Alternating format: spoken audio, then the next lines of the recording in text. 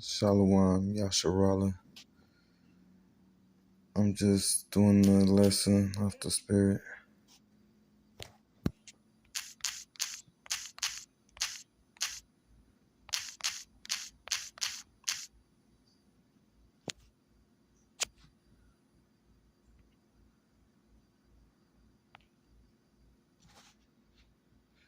Thou shalt not make unto thee, this is Exodus chapter 20, verse 4. Thou shalt not make unto thee any graven image or any likeness. So we know what graven image mean, right? I mean, like any image where you're digging into wood or stone or something, or you carving wood or stone. So that's the word I'm focusing on right here is graven for a minute. Let me see, I'm looking for something. Your graven image, okay. Let me see.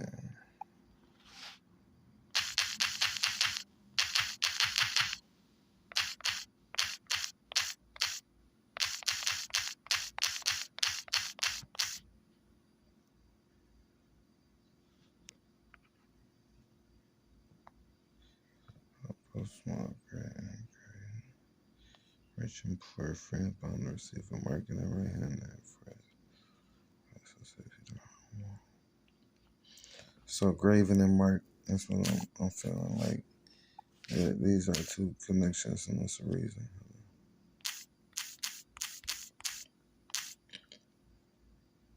Engrave, an inscription or image.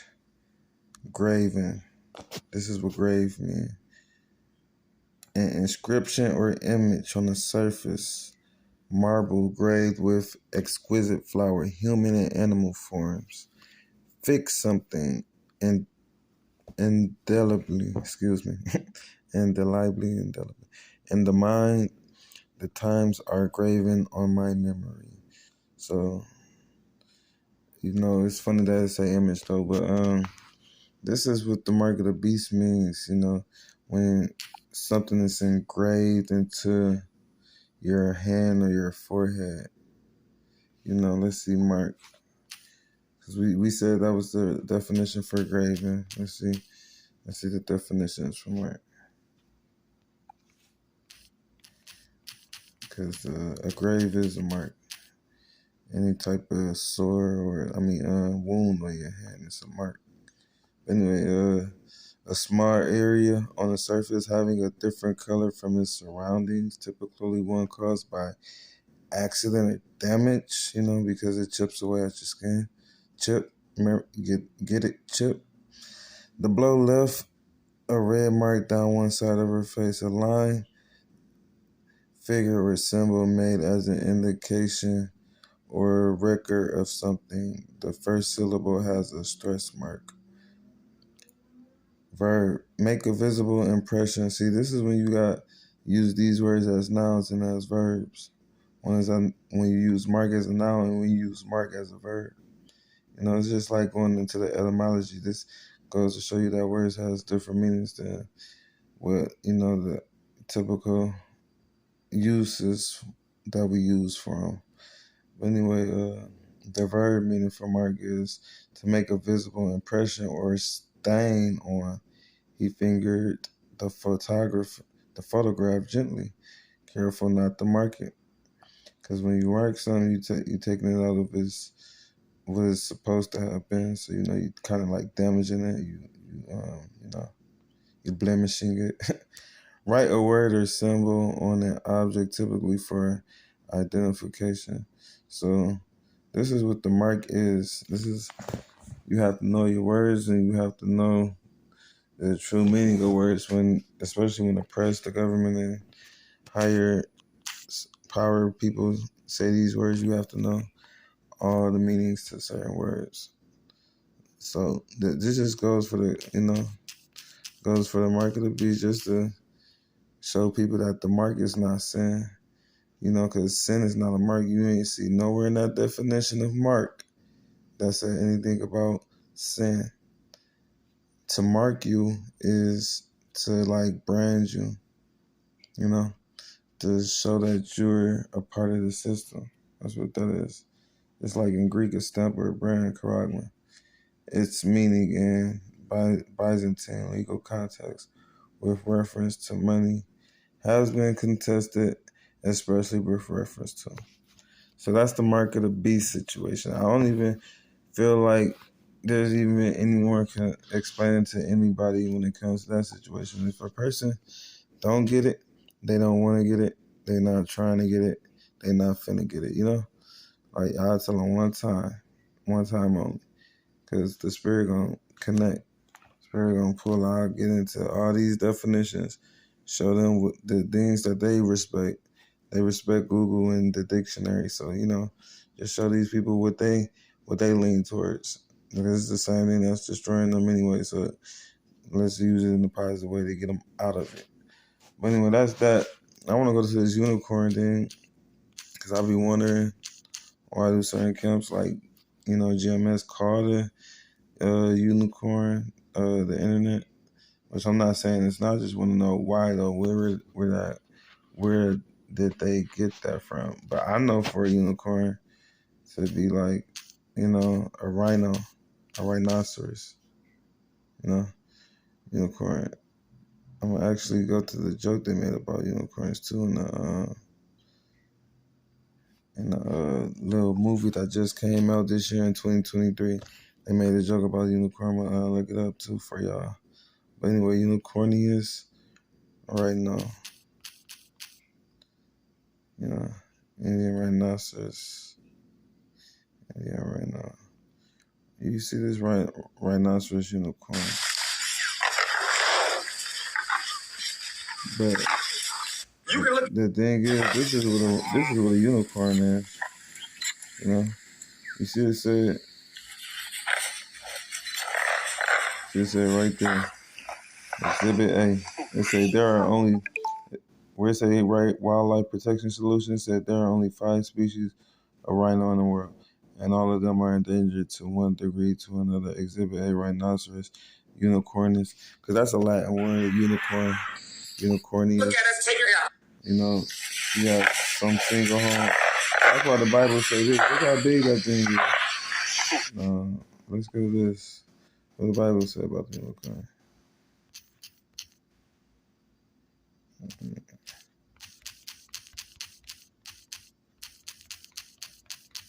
Because unicorn is used a lot, and every time it's used, it's referring to that animal. But I am the Lord thy God, which have brought thee out of the land of Egypt, out of the house of bondage. But hold on, because this part where he said he did it like a unicorn, where he brought them out like a unicorn. It's probably after that, but let me see. My bad, y'all. I forgot to put the unicorn part in. All right, so he saved them out of Egypt like a unicorn.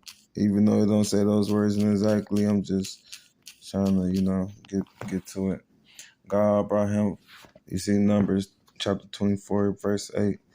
God brought him forth out of Egypt. He have, as it were, the strength of a unicorn. Let's go. Now we know. I just showed y'all what a unicorn was. I just want to know, why is that not taken into that consideration, or do anybody consider the unicorn to be the rhino, or has nobody ever heard of that? I'm just asking, because I know everybody ain't got everything and ain't got, you know, full understanding of everything, but I feel like this is where a lot of misunderstandings come. Just because you don't understand something don't mean the next person don't understand it, you know. But, you know, we see where it say the Most High brought us out with the strength of a unicorn. Now look at these things. You know, these is what they call unicorns back in the day too. Supposedly these was unicorns. But this is just on the fictional probably, but unicorns is hippos. Sorry, my bad. I wasn't trying to go to those so-called early looking things, but this right here, This is a unicorn. Siberian unicorns are real. They do some type of worship with unicorns or hippos and all that, rhinos. They do worship with rhinos and probably look at them as being magic and really, wanting they bones or whatever. You know how Caucasian, how Esau is, man. But these people know what the unicorn is. The unicorn is the rhino. Now let me go to the reference they made recently. Even though it ain't the first time I done heard them do it, I'm trying to remember what's the name of that. What's the name of it? But let me see. That's how I'm gonna look up. So I'm gonna look it up because I know it came out this year.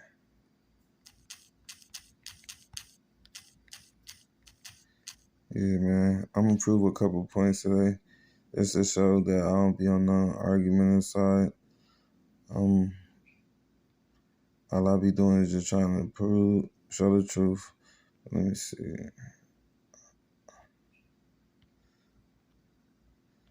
Trying to remember the name of this one little movie. Yeah, but if I ain't say it, I first call Halal Yahweh by Hashem Yahweh Shai by Hashem Kakadash. Much love, much honor and respect to everybody that's pushing this truth with true intentions and sensation.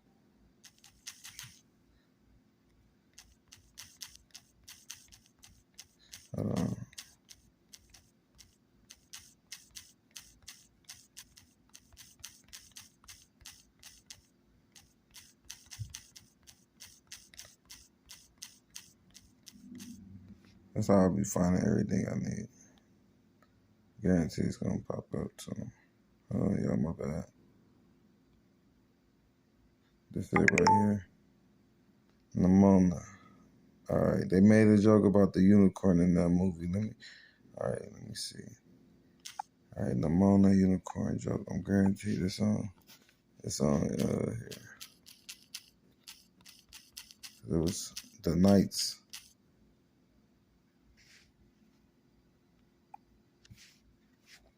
It was like a movie about some knights, but it was like this is it right here. That's it. But I'm trying to see where the scene at.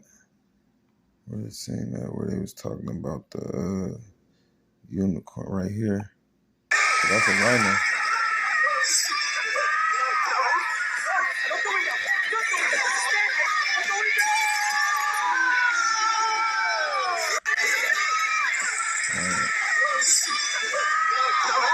But one of the guys came in and was like, "Oh, it was everybody was like a big old rhino," and then one of the guys came in like it was a big old unicorn. They're like, what? They was making fun of it because they know that's what it is. But I'm looking for a scene to see if it's gonna focus on it. Come on, rhino joke. Yeah. Nobody probably picked it up. Neither it probably ran over everybody's heads. But it's that scene with that rhino. After the rhino destroys everything, because she was getting away, helping the other guy get away. They came in like it was a big unicorn. This, that, and the other happened, and this, that, and the other. No, they were saying big rhino, but one guy said unicorn. And the butt of the joke was he was the one telling the truth. He was the one that was right.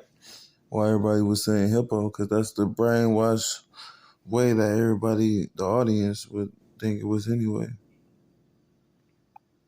The name's Nimona. And how did Let me see if it's in here somewhere. on a rhinoceros skewering several guards like a human kebab? This guy looks extremely punchable. You're right, he is actually extremely punchable. No, wait, not from you. Oh, fine. Then from who?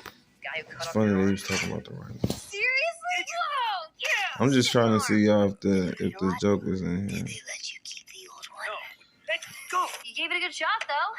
I gotta hand it to you. What? Too soon? Why don't we just go around doing it your way? Yeah? Murder him, murder her, murder everyone! Val? And then these two dudes was like gay. And it's a cartoon. This is just Esau. Over there. Can you help me find her? Sweet murder wall! Are these your next targets? Who do you want to kill first? This movie was just full of like, you know, how Esau is and look, want little kids to be like, even though that girl wasn't a little kid and the way they told the storyline, but still she looks like one. Like why do she look like a little kid if she not?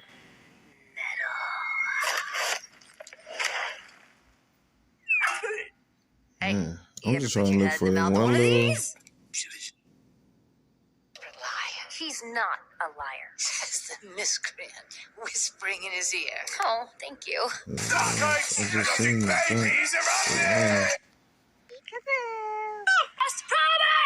It's a lucky man.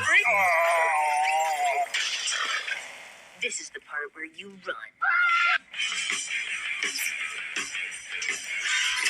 Man, they don't show the joke. Let me go ahead and pass this problem on to someone else. Please help me. Help me, please. Please help me. A little demon baby is after me. Please help me, please. It's the Queen Killer! He's working with a demon baby. I thought he ate babies! I hate to say it, but you make a pretty good bad guy.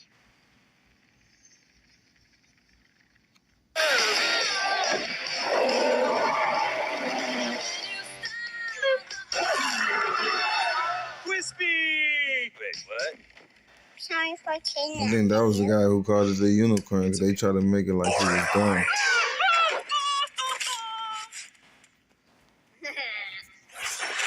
That's why I'm taking this to Ambrosius. Who Ambrosius. cares? Or was it all just a lie? Lie? Says the guy running around with a monster! Don't corner that. She's smart. Baby, that's a surprise. Not a one. We need to talk. Go! Bad time? Yeah, man, but anyway, though, I was just trying to prove a point, and I couldn't find it, but it just goes to show you how Esau is and the type of stuff they put in their kids' cartoons. I mean, I don't know if that cartoon was for a kid or for adults or not, with me, but what I do know was for, like, pulling people towards doing dark shit and wanting to do those type of things, like turning into animals and stuff like that. But another thing I want to get into, man, is this Earth topic. You gotta get to it, man. You got to, because, you know, the horizon is where the you know, the sea and the sky touches. No matter how far you up, you're gonna see that line. And the reason why it's even called horizon, let's look at the definition for horizon. They can use words without having to tell you everything. But the horizon means I'm on YouTube, that's why.